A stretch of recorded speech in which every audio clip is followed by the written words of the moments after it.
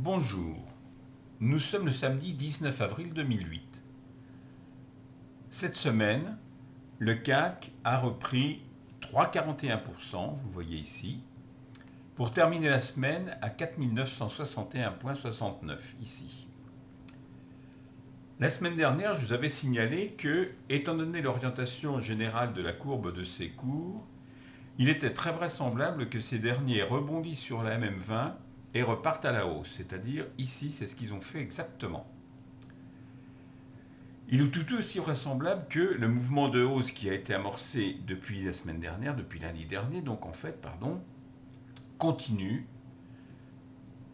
et que partant les actions du CAC continuent également à être haussières, même si par moment il est difficile de prévoir parce que c'est la spéculation qui continue à l'emporter dans tous les domaines, y compris dans celui de devises. Ça, faut pas se faire trop d'illusions non plus à ce sujet-là. Vous avez peut-être lu dans la presse la même chose que moi, à savoir que le G7 s'était donné 100 jours pour assainir le capitalisme. Je veux bien, mais à chaque fois qu'une annonce de ce genre a été faite, je ne peux pas m'empêcher de me rappeler que le retour de Napoléon Bonaparte empereur s'est soldé par Waterloo. Et un précédent beaucoup plus proche de nous s'est terminé de la même manière, nous dirons. Alors revenons maintenant à nos moutons, c'est-à-dire aux actions du CAC. La semaine dernière, je vous ai présenté Dexia. Alors Dexia, voici Dexia. Malgré ce que je craignais, les cours sont bien passés sous la moyenne mobile à 20 jours, vous voyez ici, et ils sont remontés à la hausse en étant juste sous cette dernière moyenne mobile à 20 jours. Donc vendredi seulement, ils ont franchi juste, disons, cette moyenne mobile, mais apparemment, le mouvement haussier va probablement continuer. On le voit ici à l'orientation de la moyenne mobile, on le voit un petit peu à l'orientation des bandes de Bollinger, on le voit surtout à ce croisement positif des stochastiques. Alors, dans le cadre de la présentation, disons, des actions du CAC 40, je continue en vous montrant une action dont on a beaucoup parlé, pas du tout tellement pour l'action d'ailleurs, mais plutôt pour ce qui s'est passé autour, EADS. EADS, comme vous voyez, a un parcours un petit peu, je dirais, chaotique. Regardez ceci, hop, hop, bien.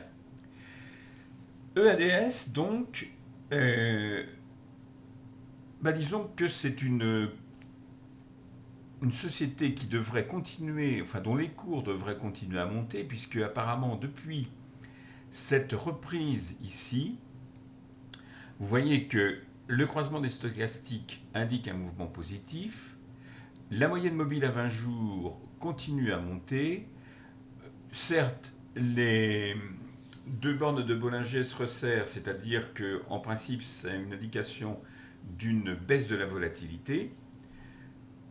Ce sont les acheteurs qui l'emportent. Bon, ici, dans le domaine du RSI, on est en position d'attente, disons. Moi, je pense que la semaine prochaine, franchement, EADS va continuer sa hausse. Comme d'ailleurs la plupart des actions du CAC, puisque le CAC, vous le savez, étant constitué par l'ensemble des actions qui sont sur ce secteur, il n'y a pas de raison. Qu'est-ce que je peux vous dire encore? Bien, disons que hier, le 18 avril 2008, donc en clôture, il fallait 1,58 57 80 pour avoir 1 euro. La baisse du dollar semble donc terminée, regardez ici ce qui se passe, mais personnellement j'en doute quand même. On n'est pas tellement dans une situation ou dans une position de baisse réelle du dollar. Vous pouvez le constater d'ailleurs si vous examinez cette courbe en détail.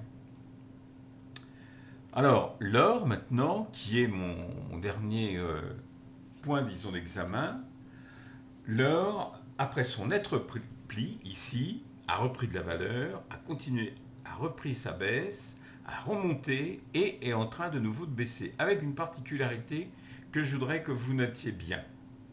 Première chose ici, il s'agit d'un chandelier baissier de couleur rouge. Première chose, la moyenne mobile à 20 jours semble pratiquement le percer en deux par le milieu. Ce n'est pas tout à fait le milieu, mais c'est à peu de choses près, quelque chose comme ça. En revanche, ce qui est important, c'est pas tellement qu'elle le perce par le milieu, c'est le fait qu'elle soit horizontale. Les deux bornes de Bollinger prennent elles aussi une allure horizontale, ce qui fait que vraisemblablement, la semaine prochaine, l'or va se balader entre, on va dire, entre 900 et puis 960 dollars l'once. Alors, avec un mouvement comme celui-ci, peut-être, et vraisemblablement, il va repartir à la hausse parce que regardez ici, c'est la moyenne mobile à 150 jours. Elle indique toujours la continuation de la hausse. C'est à peu près tout ce que je peux vous dire pour l'instant.